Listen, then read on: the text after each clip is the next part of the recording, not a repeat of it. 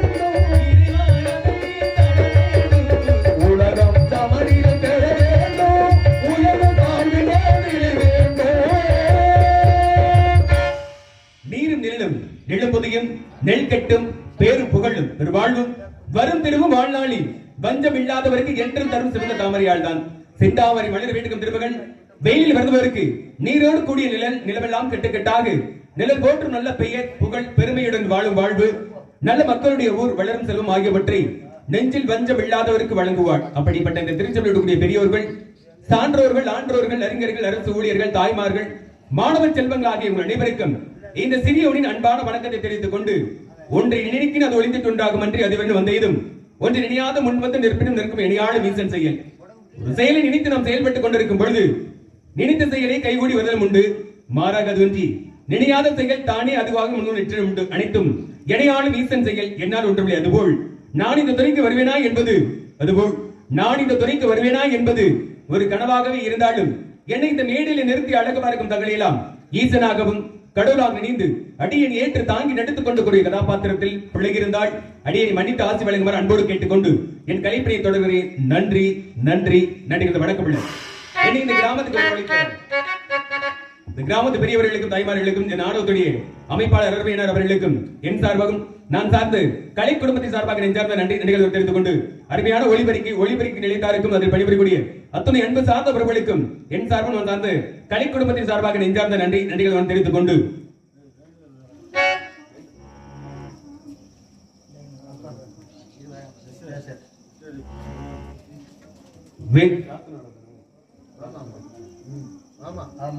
பிரார்த்தனை நடத்தி கொண்டிருக்கக்கூடிய அந்த குடும்பத்தார்களுக்கும் என் சார்பாகவும் சார்ந்த கலை குடும்பத்தின் சார்பாக நன்றி. அந்த குடும்பத்தில் உள்ள அனைத்து அன்புள்ளத்திற்குமே இறைவனுடைய அருள் என்று நிலைத்திருக்க வேண்டும். நோய் நொடி இல்லாத வாழும் குறைவில்லாத செல்வம் பெற்று நீடோடி கால வாழ்வார்கள் என்பதை அன்போடு தெரிவித்துக் கொண்டு என் கலைப்பணியை தொடர்கிறேன். நன்றி நன்றிகள். வணக்கம்.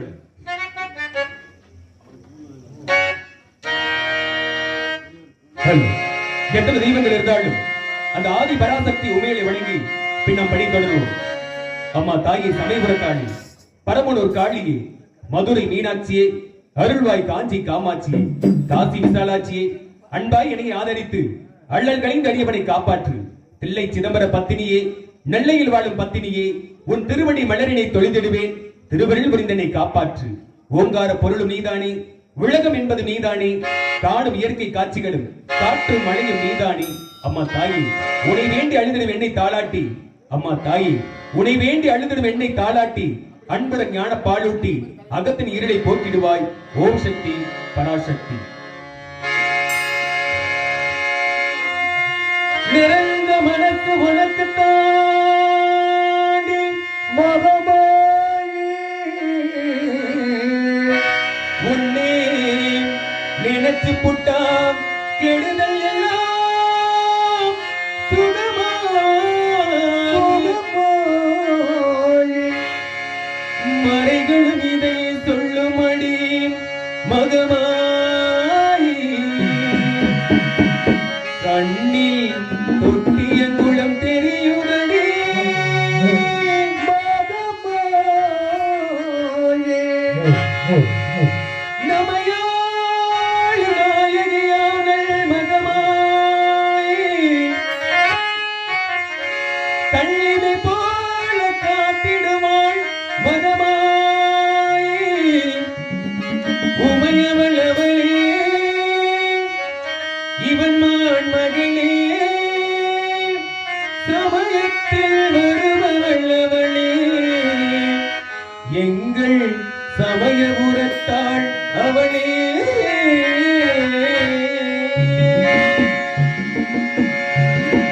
இசை களையாவும் தந்தருள வேண்டும்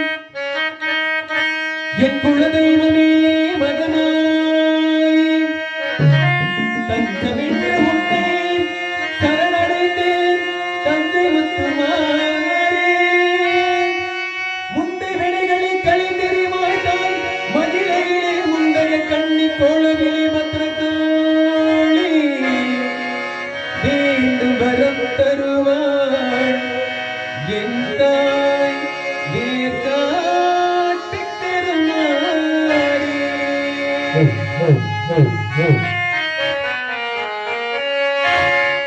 ஆத்தா கருமாரி கண் பார்த்தாள் போதும், பார்த்தாள் நிலை தீரும், பாவம் எல்லாம் பறந்தோடும்.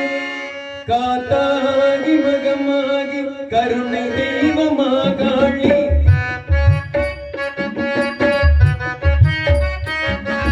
காத்தாகி மகமாகி கருணை தெய்வமாகாளி.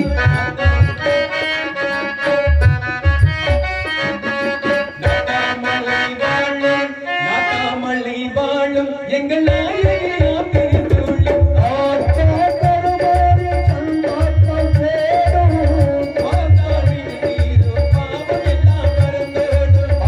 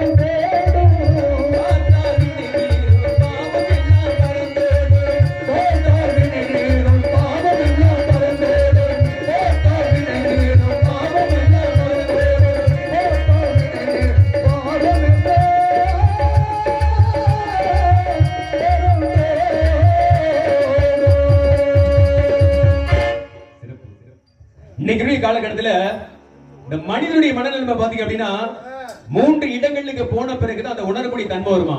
எந்தெந்த இடம் அப்படின்னு பார்த்தோம் அப்படின்னா ஒண்ணு என்ன பாத்தீங்க அப்படின்னா மருத்துவமனைக்கு போன பிறகுதான் நமக்கு அந்த ஒரு சிந்தனை வருமா. இன்னொன்று எங்க அப்படின்னு பார்த்தா அப்படின்னா சிறைச்சாலைக்கு. 3 பாத்தீங்க அப்படின்னா மயானம் என்று சொல்லக்கூடிய இடுகாட்டுக்கு. எதுக்கு இந்த 3 இடங்களுக்கு போன பிறகுதான் உணரக்கூடிய தன்மை வரும் அப்படின்னா, ஒரு உடல்நிலை சரியில்லை அப்படின்னா மருத்துவமனைக்கு போயிட்டு வச்சுக்கல, மருத்துவர் தன் உடலை பரிசோதனை பார்த்த பிறகு எங்களால முடிந்தவரை முயற்சி பண்ணி பார்த்தோம், இதுக்கு மேல எங்களால ஒண்ணும் பண்ண முடியாது அப்படின்னு சொல்லி கை வச்சிருவாங்க.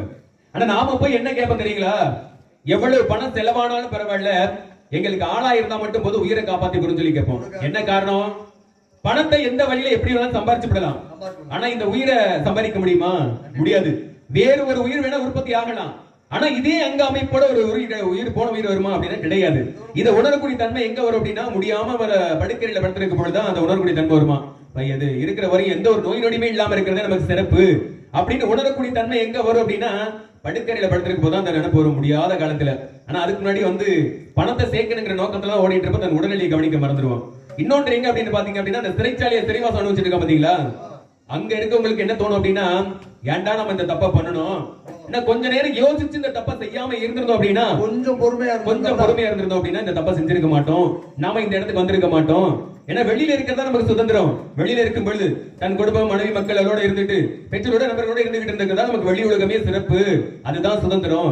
எங்க இருக்கிறது நரக வேதனை சரி உணரக்கூடிய தன்மை எங்க வரும் அப்படின்னா அந்த தவறை செய்து விட்டு பிறகு சிறைவாசம் அணிவித்துக் கொண்டிருக்கும் பொழுதுதான் அந்த உணரக்கூடிய தன்மை வருமா.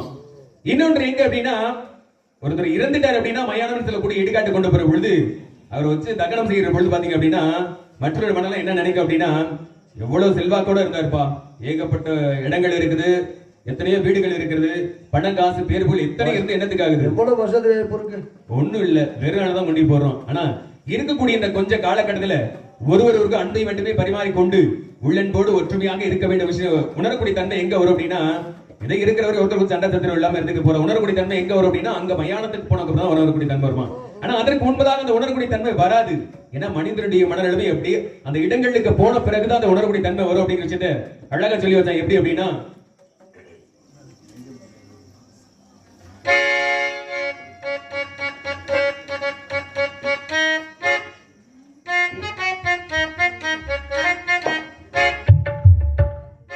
நெஞ்சம் உண்டு நேர்மை உண்டு ஓடு ராஜா, நேரம் வரும் காத்திருந்து பாரு ராஜா. நெஞ்சம் உண்டு நேர்மை உண்டு ஓடு ராஜா, நேரம் வரும் காத்திருந்து பாரு ராஜா. அந்தி அந்தி வாழ்ந்தது போதும் ராஜா, அந்தி அந்தி வாழ்ந்தது போதும் ராஜா, நீ ஆட்டு வெள்ளம் போல இந்த ஓடு ராஜா. நெஞ்சம் உண்டு நேர்மை உண்டு ஓடு ராஜா, நேரம் வரும் காத்திருந்து பாரு ராஜா.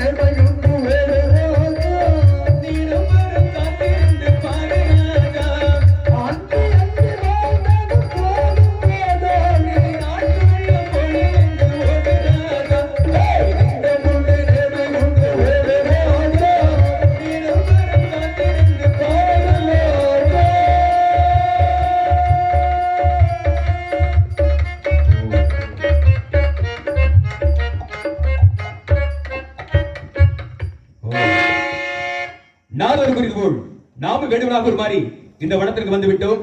இந்த அடர்ந்த வனத்தை பார்க்கின்ற பொழுது வள்ளியாகப்பட்டவள் இங்குதான் உலாவிக் கொண்டிருக்க வேண்டும் என்கிற எண்ணம் தோன்றுகிறது. இந்த அடர்ந்த வனத்தை பார்க்கின்ற பொழுது ஆட்கள் நடமாட்டம் சத்தம் ஏதும் ஓசை வருகிறதா என்று உற்று நோக்குவோம். ஆல்கஹால் கடையை அடைச்சிட்டாங்க. என்னமா பண்ணிட்டு இருக்கிறீங்க உள்ள ஆளும் நம்பிராஜனுக்கா? நம்பிராஜனுக்கு நங்கை மோகினி தானே பிறக்கும். நம்பிராஜனுக்கு நம்பிராஜன் உதவி பண்ணாதானே நங்கை மோகினிக்கு பிறக்கும். அது உண்மைதானே. அவரே முடியாம கிடக்குறாரு. நீ ஏன்டா அப்படி எல்லாம் பண்ணிட்டு ஆளும் சோ ஆளும் சோ ஆளும் சோ என்று ஆயிரட்டு கொண்டிருக்கிறாள். இந்த குரலுக்கு சொந்தக்காரி யாராக இருக்க வேண்டும்? வள்ளியாகத்தான் இருக்க வேண்டும். ஆக இங்கு துள்ளி குதித்து ஓடக்கூடிய நதிகளை பார்க்கின்ற பொழுது, பூத்து குலுங்கக்கூடிய நந்தவனங்களை பார்க்கின்ற பொழுது, இங்க இருக்கக்கூடிய மரங்கொத்தி பறவைகள் எல்லாம் மரத்தை கொத்தி துளையிடுவது போல என் உள்ளத்தை கொத்தி துளையிட்டுக் கொண்டிருக்கிறது. அண்டவேடி அதி விரைவாக சென்று காதோரமாக ரகசியமாக சொல்ல வேண்டும். எப்படி என்று பார்த்தால், ஆமாங்க,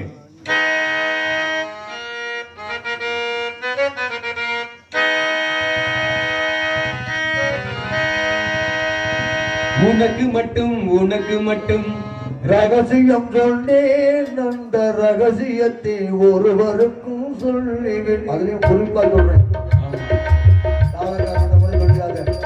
உனக்கு மட்டும் ரகசியம் சொல்லேன்.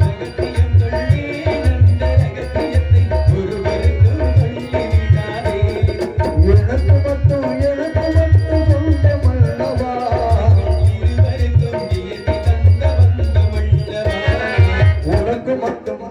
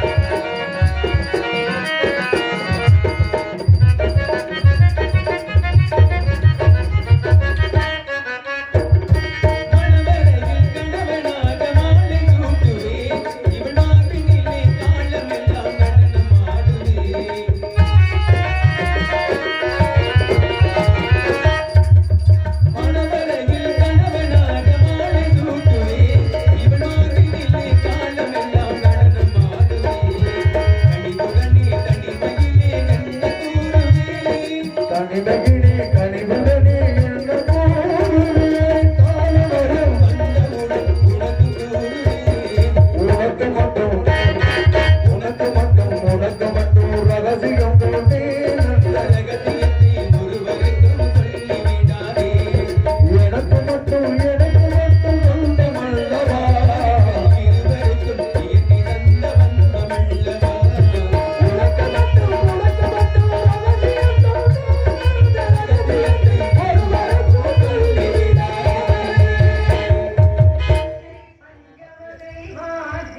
பகல் நேரிலே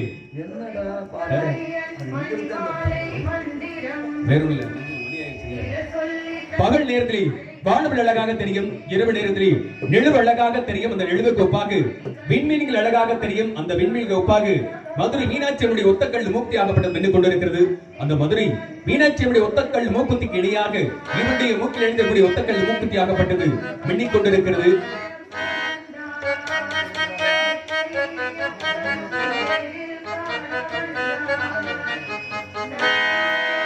ஒத்தக்கல்லு மூக்குத்தி ஜொலிக்குதடி, முத்தமிடும் போது வந்து தடுக்குதடி. முத்தமிடும் போது வந்து தடுக்குதடி.